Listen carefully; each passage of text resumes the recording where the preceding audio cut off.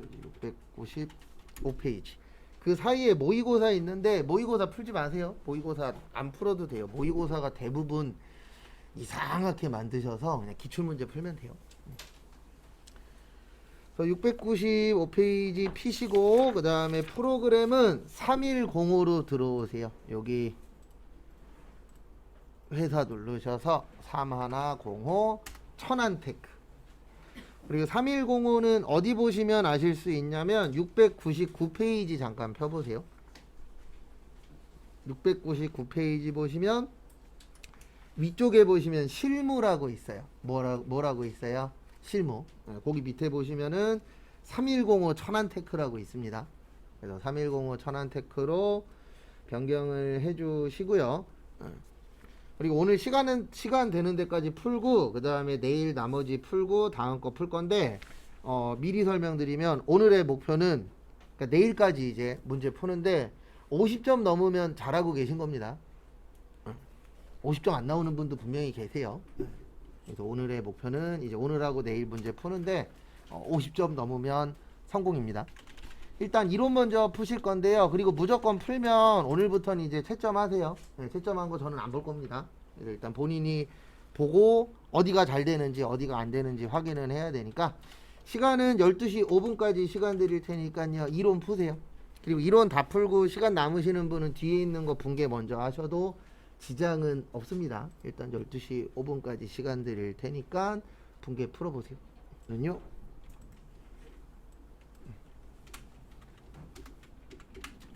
이제부터 다시 시작한다라고 생각하시고 문제 풀면서 부족한 거는 채워 넣으시면 돼요. 그리고 요번 주 9일 날이 원서 접수예요. 미리 좀 설명을 드리면 3월 9일이 원서 접수입니다. 그래서 아마 요번 주는 하루에 한 번씩 원서 접수 관련된 이야기를 할 건데 일단 선착순이에요. 원서 접수는. 그래서 선착순으로 원서 접수를 하시고 그 다음에 선착순에서 원서 접수가 안 됐어 그러면 단체 접수는 해드릴 거예요. 근데 이제 선착순과 단체 접수의 차이는 하나예요. 뭐냐면 선착순은 저기 시험장을 선택을 할 수가 있어요.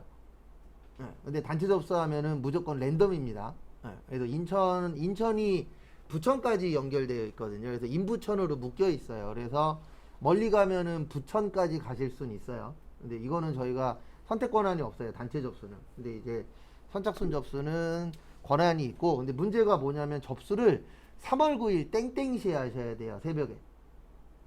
24시 땡땡시에 열려요. 그래서 그거 관련돼서는 설명을 몇 번 더 드리긴 할 겁니다. 요번 주에. 그래서 일단 참고는 하고 계세요. 그 다음에 혹시 거기에 못 들어가셨으면 단체 접수는 해드릴 수 있으니까. 그래서 앞에 반에서도 한 분이 접수를 놓치셔서, 왜냐면 이게 열리고 거짓말 조금 더 못해서 심한 데는 5분도 안 돼서 장소 클릭이 안 돼요. 마감이 돼 버려서.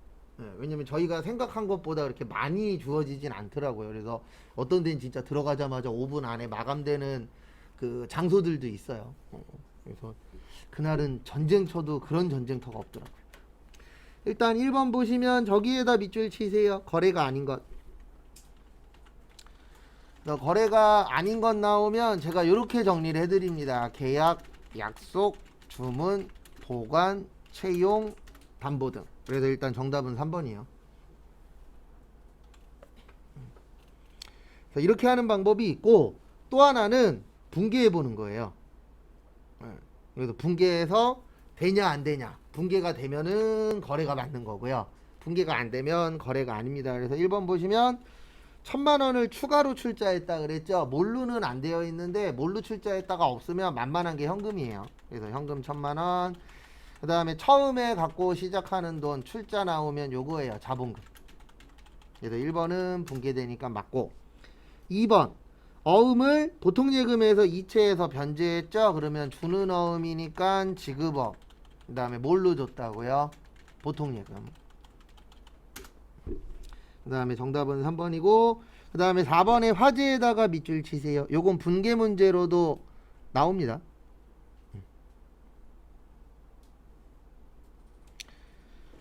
그래서 불 나거나 지진 나거나 그러면 그걸 뭐라 그러냐면 재해 손실이라 그래요. 그다음에 여기에선 지금 재고자산으로 되어 있는데 적요 8번 타계정 대체. 그래서 타계정 대체는 요때 쓰는 거예요. 재고자산을 판매 이외의 목적으로 썼을 때. 그래서 원래 재고자산이라는 건 팔아야 되는 거잖아요. 근데 안 팔고 따르게 해서 없어지는 걸 타계정 대체라고 합니다. 그래서 지금 안 팔고 불탔잖아요. 네, 이런 것들도 타계정 대체로 설정을 해주셔야 되세요. 그래서 일단 1번의 정답은 3번입니다. 그 다음에 2번은 요거를 요 두 글자를 아셔야 무슨 말인지 좀 이해하는데 좀 더 도움이 되실 겁니다. 청산이라고 있어요. 청산. 청산 나오면 그냥 이렇게 생각하세요. 망했다라고. 이건 이제 개인 기업과 법인 기업의 차이점인데, 개인은 망하면 일단 개인이 다 책임지잖아요. 그래서 개인 회사라고 하는데, 법인은 망하면은 법인이 갖고 있는 재산을 팔아서 일부 갚고 망하도록 되어 있어요. 그래서 못된 법인 갖고 있는 사장님들은 재산을 미리 빼돌려요. 개인도 똑같고, 나쁜 사장님들은 재산을 어떻게 하죠? 차명으로 빼돌립니다. 왜요? 망하면 그거 못 갖고 가니까. 근데 그거는 이제 나쁜 사장님들이고, 일반적으로는 망하면 내가 갖고 있는 돈 갖고 갚잖아요. 그거를 법인에서는 청산이라고 해요. 그래서 청산 나오면 그냥 망했다라고 생각하세요. 그래서 청산 절차라고 해서 회사가 갖고 있는 재산을 팔아서 일부를 갚도록 되어 있습니다. 그래서 거기 보시면 장기간 존속한다라고 되어 있죠. 왜냐하면 우리가 일반적으로 회사를 운영을 할 때 오랫동안 운영하는 게 목표잖아요. 돈 많이 벌어서. 그래서 정답은 1번입니다. 계속기업. 거기 마지막에 보시면 청산이 요구되는 상황도 없다고 가정된다. 그러면 계속적으로 사업을 운영하겠다는 얘기잖아요. 그래서 정답은 몇 번이요? 1번. 그 다음에 4번의 질적 특성에다 밑줄 치세요. 그리고 1분 드릴 테니까 질적 특성 써보세요. 우리 쪽지 시험 보긴 봤었어요. 그래서 제가 앞에다 적어드리긴 할 건데, 질적 특성 2가지 있다 그랬어요. 그리고 그 종류에 3가지씩 있었습니다. 한번 적어보세요. 제가 적어드릴게요. 좀 이따가.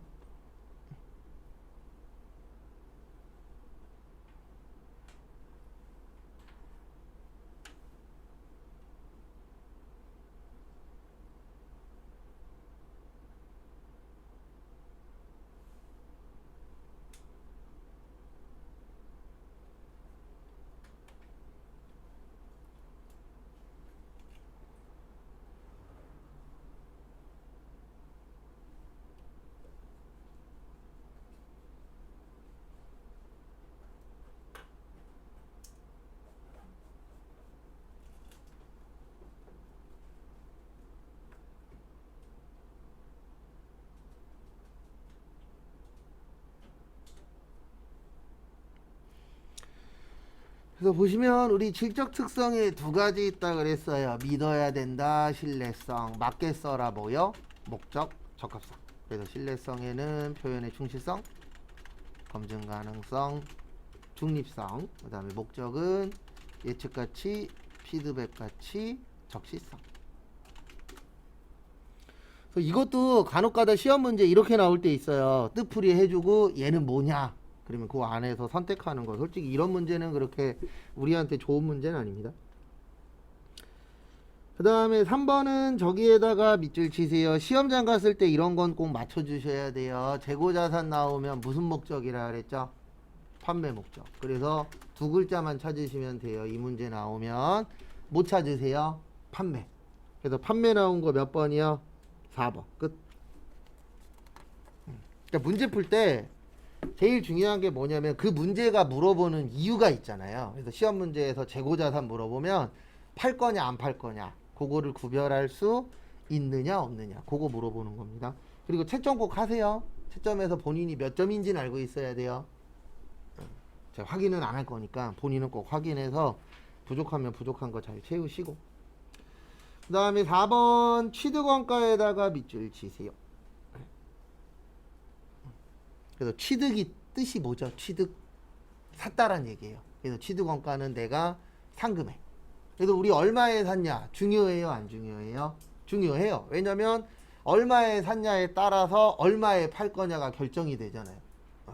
그래서 저도 최근에 뭐 조금 저희 와이프하고 제 주변 사람이 좀 알아보긴 했는데 TV에서 뭐 집값 떨어졌네 해도 아직 솔직히 그렇게 많이 안 떨어졌습니다. 알아보시면 아직 비싸요. 네. 근데 지금 다들 버티는 겁니다. 근데 왜 버티냐면 내가 비싸게 주고 샀잖아요. 내가 4억을 만약에 주고 샀어, 아파트를. 그러면 4억보다 비싸게 팔고 싶어요, 싸게 팔고 싶어요? 비싸게 팔고 싶은 게 잘못된 거 아닙니다. 네, 그거에 대해서 잘못됐다라고 생각하진 않아요. 근데 지금 상황 자체가 올릴 상황은 아니니까. 그래서 지금 서울에서도 막 5억짜리 집을 막 6억, 7억에 내놓은대잖아요. 그래서 결론은 호구 하나 걸리면 끝나는 거니까.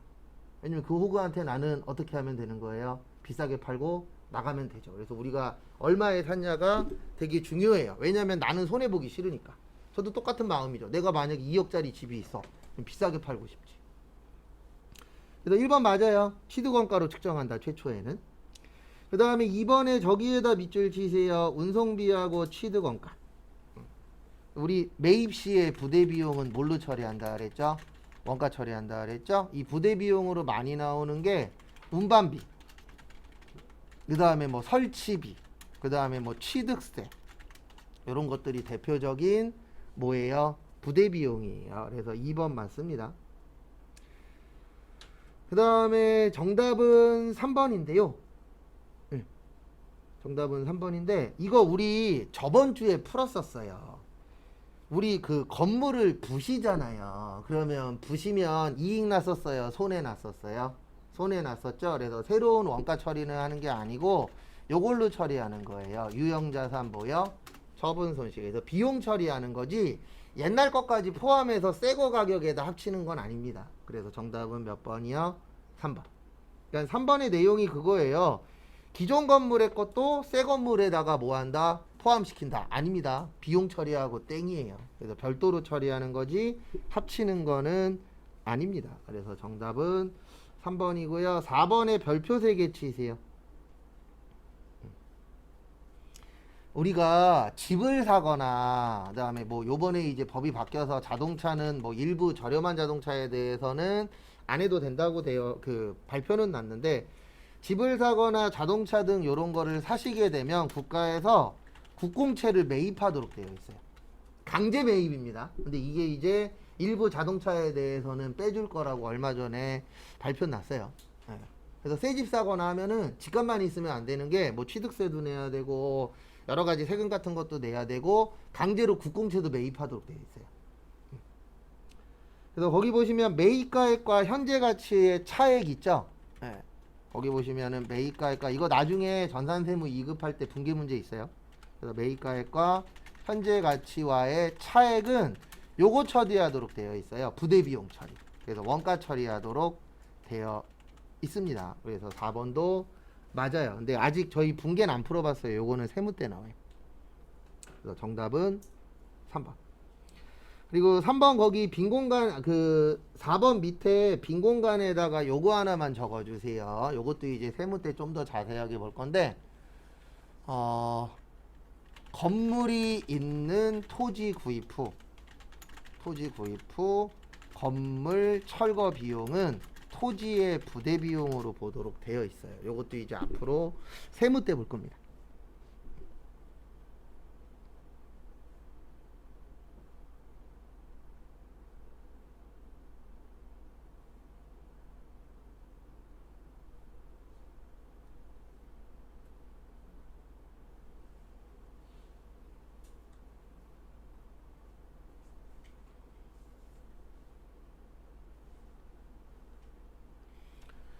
그래서 이것도 좀 봐두세요. 그러니까 우리 이런 거 있잖아요. 내가 만약에 건물을 짓고 싶어.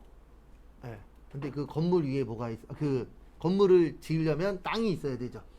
근데 땅을 샀는데 이게 이제 옛날 건물이야. 그러면 옛날 건물이 있는 땅을 같이 사서 일단 건물을 뭐 하죠? 부시고 새 집을 짓잖아요. 새로 짓잖아요. 그래서 여기 건너편에도 그 지금 병원 건물 지금 짓고 있잖아요. 원래 거기도 다른 건물이었어요. 그래서 돈 있는 사람이 이제 땅하고 집을 사서 건물을 사서 건물 부시고 다시 짓는 경우들 있어요, 없어요? 있어요. 근데 왜 그렇게 하냐면은 새 건물이 더 비싸잖아요. 옛날 건물들보다. 그래서 그럴 경우에는 그 건물을 일단 부셔야 되잖아요. 그 건물을 부시는 비용은 토지에다가 포함하라고 되어 있습니다. 그 다음에 5번은 무형자산에다 밑줄 치세요. 그리고 요거 기억 안 나면 다시 외우세요. 우리 그때 무형자산 외웠었죠? 식별 가능해야 되고, 영업권은 자가창출 안 되고, 유상 취득만 인정되고, 감가상각할 때 직접법 쓰고, 내용연수는 몇 년 이내라 그랬어요? 20년. 그래서 정답 2번. 그 다음에 합리적인 감가상각 방법이 없으면 정액법, 개발비는 무형자산. 외웠던 거는 쓰실 시간 별도로 안 드릴 겁니다. 그래서 쓰실 분은 쓰시고, 체크해서 외우실 분은 다시 외우세요. 근데 별도로 시간은 안 드릴 거예요. 그래서 정답은 2번. 그 다음에 6번은 저희 배운 적 없어요. 이거는 원래 전산회계 2급에 주로 나오는데 저기에다 밑줄 치세요. 주요 장부. 그 다음에 앞에 보세요. 우리 요렇게 되어 있어요. 회계는 어떻게 하도록 되어 있냐면 이거 순서도 물어봅니다. 가끔씩 이론에서. 거래가 발생하면 분계를 하고요. 분계를 보고 전기. 전기가 장부에다 옮겨 적는 거예요. 그 다음에 이제 결산 전 시산표 작성하고 뭐 요런 순서대로 이제 가는 순서를 물어볼 때가 있는데 분계하는 장부를 분계장이라고 그래요. 그 다음에 전기하는 장부를 총계정 원장이라고 합니다. 그래서 요 두 가지를 뭐라 그러냐면 주요부라 그래요. 왜냐면 뭐 하니까? 중요하니까. 그래서 1년 내내 분계하고 장부 작성하고 분계하고 장부 작성하고 이게 회계에서 해야 되는 내용이거든요. 그래서 정답은 2번이에요. 분계장. 이건 따로 배운 적은 없습니다. 왜냐면 전산회계 1급에 이런 문제 진짜 한 5년이나 10년에 하나 나올까 말까거든요. 그래서 문제를 많이 보지는 않아요. 그리고 7번 틀리시면 안 됩니다. 여기 보십시오. 이런 거 종류 물어보면 그냥 여기 가서 치는 거예요. 컨트롤 뭐야? F. 그리고 저기에다 밑줄 치세요. 손익. 손익이라고 나오면 이거예요. 손실 더하기 이익을 합쳐서 뭐라 그래요? 손익이라 그래요. 그래서 매도 가능 증권 평가 손익으로 치시면 안 돼요. 손실이나 아니면 뭐라고 치세요? 이익이라고. 그래서 정답은 요겁니다. 기타 포괄 손익 누계. 그래서 정답 몇 번이요? 1번. 그래서 손익의 뜻은 손실이나 이익이에요. 그래서 손익으로 치지 마시고 손실이나 이익으로 치시면 답이 나옵니다. 그 다음에 2번에 감자차손, 자기주식 처분이익, 주식 할인 발행 차금 얘네들은 다 자본 조정이에요. 얘네는 컨트롤 F로 찾으시면 여기로 나와요. 무슨 조정이요? 자본 조정. 그래서 정답은 1번. 그 다음에 8번은 저기에다가 밑줄 좀 쳐주십시오. 어디에다 밑줄 치시냐면 매출총액.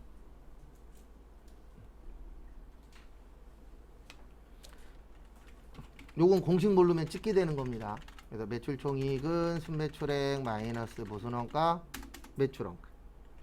그 다음에 매출원가는 어떻게 구하죠? 기초상품 플러스 순매입액 마이너스 기말상품 마이너스 타계정 대체. 그 다음에 순매입액은 어떻게 구해요? 총매입액 플러스 부대비용 마이너스 매입한출 및 매놀이 마이너스 매입할인. 그 다음에 여기 보세요. 나머지는 산수입니다. 거기 순매출액 47만 얼마요? 5천원. 그 다음에 기초 10만원. 매입할인 얼마요? 5천원. 제가 하는 건 지금 써놓고 덧셈 뺄셈 밖에 한 거 없어요. 그래서 매입할인 5천원. 그 다음에 총매입액 얼마요? 20만원. 그래서 총매입에다가 20. 그 다음에 매입한출 얼마요? 5천원. 그 다음에 기말 얼마요? 11만원. 지금 제가 한 거는 공식적고 그 밑에다가 숫자 쓴 거밖에 없어요. 그러면 환출하고 할인은 빼는 거죠. 그래서 20만원에서 5천원 빼고 5천원 빼면 얼마 돼요? 19만. 그 다음에 여기도 그러면 19예요. 순매 200. 그러면 얼마 나오냐면 18만원 나와요. 그 다음에 47만 5천원에서 얼마 빼세요?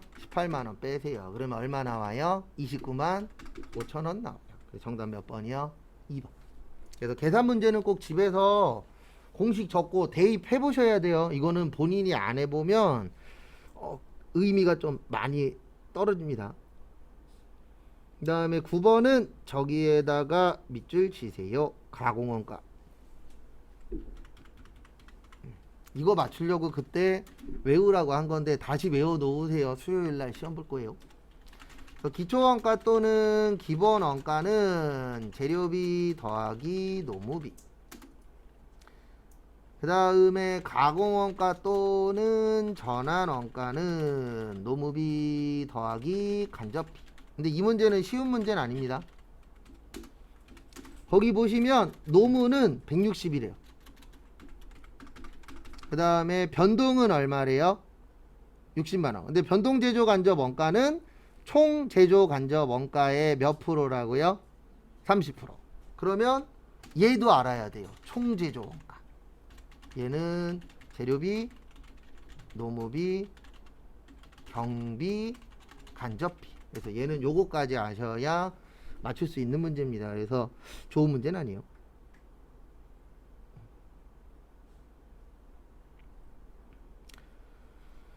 그래서 거기 보시면 요거를 이해하셔야 됩니다. 뭐를 이해하셔야 되냐면 총 제조 간접 원가의 30%가 60만 원이래요. 그러면 총 제조 원가는 얼마일까요? 30%가 60이면 얼마예요? 200이에요. 맞죠? 요거를 이해하셔야 맞출 수 있어요. 왜냐면 200만 원에 30%면 얼마예요? 60이잖아요. 그 다음에 거기 보시면 재료가 100. 그 다음에 노무가 얼마요? 160. 경비는 없죠? 빵. 그러면 제조간접비는 아니다. 200이 아니지. 변동제조간접 원가가 총제조간접 원가구나. 아이고 죄송합니다. 이거 아니에요. 큰일 날 뻔했네. 총제조간접 원가죠. 죄송합니다. 요거는 변동 제조간접비 더하기 고정제조간접비. 제조간접비는 두 가지로 나누어져요. 죄송합니다. 잘못 풀 뻔했어요. 그래서 30%가 60만 원이면 총제조간접 원가는 얼마예요? 200이죠. 그래서 요거는 30이고 그 다음에 고정은 얼마예요? 170. 그래서 제조간접비가 얼마라고요? 200이에요. 그래서 360. 그래서 요거를 이해를 하셔야 돼요. 아니다. 60에 130. 그래서 요걸 140. 요걸 이해하셔야 돼요. 요거. 200만 원이 왜 되는지. 왜냐면 거기 보시면 제조간접 원가가 얼마라 그랬어요? 60이라 그랬잖아요. 근데 그게 60만 원이 전체의 몇 프로라고요? 30%. 그러면 고정은 70%가 되는 거잖아요. 그래서 요거는 140. 그래서 요거를 이해하셔야 돼요. 왜 200인지. 그래서 제조간접비가 얼마예요? 200. 그래서 200에다가 160도에서 얼마요? 360. 그 다음에 10번에 별표 3개 치세요. 9번도 꼭 외워두세요. 공식 잘 물어봅니다. 10번은 저기에다 밑줄 치세요. 원가 행태. 제가 원가 행태 나오면 맨날 이것만 쓸 거예요. 변동비하고 고정비. 그래서 우리 총변동비 어떻게 된다 그랬죠? 증가한다. 단위당 변동비는 일정하다. 총고정비는 일정하다. 그 다음에 단위당 고정비는 뭐한다? 감소한다. 조업도가 뭐 할 때요? 증가할 때. 그 다음에 준변동비라고 있다 그랬어요. 그래서 준변동비는 혼합원가라고 해서 변동도 있고 고정도 있는 겁니다. 그래서 여기에서 말하는 고정비는 요거 얘기하는 거예요. 무슨 요금 있는 거요? 기본요금. 그래서 우리 기본요금 있는 거 많잖아요. 가스비, 전기요금, 택시요금, 핸드폰요금 이런 것들은 다 무슨 요금이 있죠? 기본요금이 있죠. 그래서 기본요금까지는 똑같이 내는데 기본요금 넘어간 다음부터는 계속 올라가잖아요. 그래서 요거를 준변동비. 그 다음에 중고정비는 일정 구간. 그래서 정답은 4번이에요. 왜 그러냐면 이 그래프는 증가하는 그래프예요, 감소하는 그래프예요? 감소죠. 그러면 요거예요. 맞잖아요.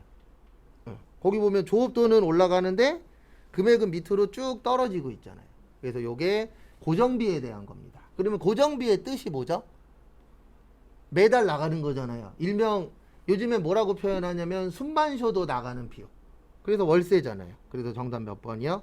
4번. 재료비는 변동비예요. 그 다음에 공장 사무실의 전화요금은 준변동비입니다. 왜냐하면 우리 전화요금은 기본요금이 있어요? 없어요? 있죠. 그 다음에 기계장치 가동에 필요한 연료비도 변동비예요. 왜냐하면 많이 만들면 연료비 많이 나가죠. 적게 만들면 적게 나가죠. 그래서 정답은 4번입니다. 그러니까 10번 같은 경우에는 나오면 일단 이거를 구별해야 돼요. 이게 변동비인지 고정비인지 그게 구별이 돼야 맞출 확률이 올라갑니다. 그리고 2로는 지금 우리 실력이면 5개 넘으면 잘하고 있는 거예요. 최종 목표는 10개인데 초반에 5개 넘기기도 만만치 않습니다. 왜냐면 우리 아직 문제 풀어본 거 아니에요. 오늘 처음 시작이에요. 그 전에 문제 풀었었던 거는 이제 이걸 위한 거고 근데 저도 매번 느끼는 건데 그냥 문제 풀 때랑 기출문제 풀 때랑 느낌이 달라요. 그 다음에 저기에다 밑줄 치세요. 평균법. 그 다음에 완성품 무슨 양이요? 환산량. 그래서 우리 평균법의 완성품 환산량 어떻게 되죠? 1 플러스 말. 그 다음에 재료는 전량 투입, 가공은 균등 투입. 근데 지금은 가공비만 구하면 되는데 그냥 일부러 둘 다 구해 드릴 거예요. 완은 몇 개죠? 8,000개. 말 몇 개예요? 3,000개. 그러면 재료비였으면 11,000개. 근데 가공비 물어봤죠? 그래서 8,000개에 3,000개 몇 프로? 60%. 몇 개 나와요? 9,800개. 그래서 정답은 3번. 12번도 별표 3개. 이거 못 외웠으면 확실히 외워두세요. 앞으로 지긋지긋하게 볼 내용 중에 하나입니다. 진짜 잘 내요. 개별 원가 계산하고 종합. 우리 틀린 것들은 체크해놨다가 부족한 거는 조금씩 채워 넣으셔야 됩니다. 왜냐면 시험장 가서도 공식 기억 안 나는데요 이럴 순 없잖아요. 시험장 가서는 다 변명밖에 안 돼요. 왜냐면 시험 감독관이 공부 안 했는데요 그런다 그래서 뭐 해줄 수 있는 것도 없잖아요. 시험장 가면 믿을 사람이라곤 나밖에 없는데. 그 다음에 작업지시서, 제조지시서, 작업 원가표. 그래서 정답 2번이에요. 작업별로 원가 보고서 작성 안 해요. 작업별로 원가 보고서 작성하는 건 무슨 원가 계산이에요? 개별 원가 계산이에요. 그 다음에 우리 아까 완성품 환산량 구했죠. 그 완성품 환산량 구하는 게 종합원가 계산이에요. 그래서 저희 아까 요거 구했잖아요. 완성품 환산량. 그게 종합이에요. 그 다음에 제조 간접비의 대부가 중요. 그 다음에 기말 대공부. 그래서 1번 보시면 반복적인 생산 맞아요. 대량 생산이니까. 그 다음에 2번이 틀린 이유는 원가 보고서는 어디에서 작성하는 거라고요? 개별에서. 그 다음에 3번 개별은 주문 맞죠? 4번에 개별은 주문 맞죠? 그래서 정답은 몇 번이요? 2번. 13번은 이거는 그 부가가치 세법 나오는 시험에서 잘 나오는 문제 중에 하나입니다. 정답 1번이에요. 한 번밖에 설명 안 했어요. 그리고 미리 설명드리는데 부가가치세, 소득세 어렵습니다. 그래서 저희 목표는 그 전산회계 1급에서 부가세 3개 나오거든요. 찍든 풀든 1개 이상 맞추시면 잘하신 거예요. 난이도가 워낙 오락가락하기 때문에. 그래서 1번 보시면 그 부가세법에서 부가세에서 납세 의무자는요 영리든 비영리든 상관없어요. 근데 거기는 영리 목적만 된다 그랬잖아요. 비영리 단체에서도 그 부가세법 안에 있는 내용의 행위를 하면은 세금을 내도록 되어 있지, 뭐 영리업자만 세금 내야 된다, 비영리 단체는 세금 안 내도 된다, 이런 건 없습니다. 그래서 영리 단체가 뭐만 목적으로 하는 거죠? 돈 버는 거. 비영리 단체는 돈 버는 게 목적이 아니에요. 그래서 이 비영리 단체의 가장 대표적이신 분들이 국가와 지방자치단체예요. 그래서 얼마 전에 작년인가 작년 맞을 거예요. 작년에 저희 동네에 그 저도 싫어하고 꽤 많은 사람이 싫어하는 것 중에 하나가 잘 있는 보도블록 뜯어내고 다시 까는 거예요. 에. 그거 보고 있으면 무슨 생각 드냐면 아니 세금 쓸 데도 없으면서 왜 이런 쓰잘데기 없는 거 하고 있냐고. 그러니까 도로 파손된 거는 이해를 해요. 근데 잘 있는 보도블록 뜯어갖고 그거 갈고 있는데 솔직히 욕밖에 안 나오더라고요. 그래서 진짜 제가 계양구 사는데 계양구청에다 전화해갖고 이거 누가 바꿔달라 그랬냐고 알아보고 싶었어요. 왜냐면 이게 훼손된 게 많고 그러면 이해되는데 잘 있던 거를 다 뜯어내고 다시 다 깔더라고요. 왜 하는지는 알아요. 건설회사들 돈 주려고. 그 다음에 또 거기에 또 연결되어 있는 사람들이 있겠죠. 근데 그런 거 보면 좀 승질나긴 하더라고요. 근데 국가하고 지방자치단체는 돈 이거 누가 봐도 쓸데없는 거에도 돈 쓰는 경우들이 있어요, 없어요? 있죠. 근데 왜 그러냐면 영리단체예요, 비영리단체예요? 비영리단체예요. 그래서 비영리단체도 부가가치세에서 납세 의무자로 되어 있습니다. 그래서 비영리단체들도 세금은 내셔야 돼요. 그래서 1번 맞고요. 2번에 저기에다 밑줄 치세요. 계속적, 반복적. 그래서 이것 때문에 당근마켓은 세금 안 내는 겁니다. 우리 당근마켓에서 개인들이 거래해요, 안 해요? 해요. 근데 계속적이고 반복적은 아니잖아요. 어쩌다 한번 기억날 때마다 한 번씩 하는 거지. 반복적으로 하는 사람들도 있긴 있습니다, 일부. 근데 대부분 자주는 안 하잖아요. 그래서 부가세 안 내도 돼요. 그 다음에 인적, 물적, 독립성을 지녀야 돼요. 그 다음에 면세는 당연히 아닙니다. 왜냐면 면세는 뭐 안 내죠? 세금 안 내죠? 그래서 정답은 1번. 그 다음에 14번의 정답 4번이에요. 뭔가 포기를 하면은 우리 그 부가가치세법에서는 포기를 하면 3년 동안은 원상복귀를 안 시켜줘요. 그러니까 권리를 주는 대신 의무도 주는 겁니다. 너한테 포기할 권리를 줄게. 그 대신 한번 포기하면 몇 년 동안은 원상복귀가 안 돼요? 3년. 그래서 정답은 4번이세요. 그래서 1번 보시면 건물이 없는 토지의 임대. 토지의 임대는 과세예요. 이거는 세무 때 자세하게 한번 볼 겁니다. 그래서 얘는 과세고, 그 다음에 일반 의약품도 과세예요. 그래서 우리 편의점 가면은 약 살 수 있어요, 없어요? 있죠. 거기 약 사신 다음에 카드로 긁으시면 부가세 얼마라고 찍혀요. 그래서 일반 의약품은 과세입니다. 그래서 1번 틀렸고, 그 다음에 면세제도는 사업자의 세부담을 위한 건 맞는데요. 불완전 면세예요. 그래서 면세는 불완전 면세제도고, 영세가 완전 면세제도입니다. 왜 그러냐면 둘 다 세금은 안 내거든요. 근데 면세는 안 돌려줘요. 우리 돌려주는 걸 뭐라 그래요? 환급. 환급이 안 되는데 영세는 돌려도 줍니다. 안 내고 돌려받으니까 완전히 면제된다. 그렇게 표현하는 거예요. 그 다음에 면세를 포기하고자 하는 경우 포기일부터 1개월 이내에 사업자 등록을 정정하는 게 아니고요. 포기하고자 하면 포기 신청하잖아요. 그래 그때 사업자 등록증이 정정이 되는 거지. 뭐 몇 개월 이내에 정정해야 된다 이런 건 없어요. 본인이 이제 포기할 거면은 세무서에다가 신청을 해야 되잖아요. 그래서 그 신청할 때 바로 됩니다. 뭐 기간이나 이런 건 없어요. 본인이 포기하고 싶을 때 세무서 가셔서 신고하시면 됩니다. 근데 3년은 가끔씩 나오니까 3년 좀 봐주세요. 그 다음에 15번에 일단 저기에다가 밑줄 치세요. 모를 때 찍는 방법 알려드릴게요. 거기 지문안에 보시면 총괄이라고 보이세요?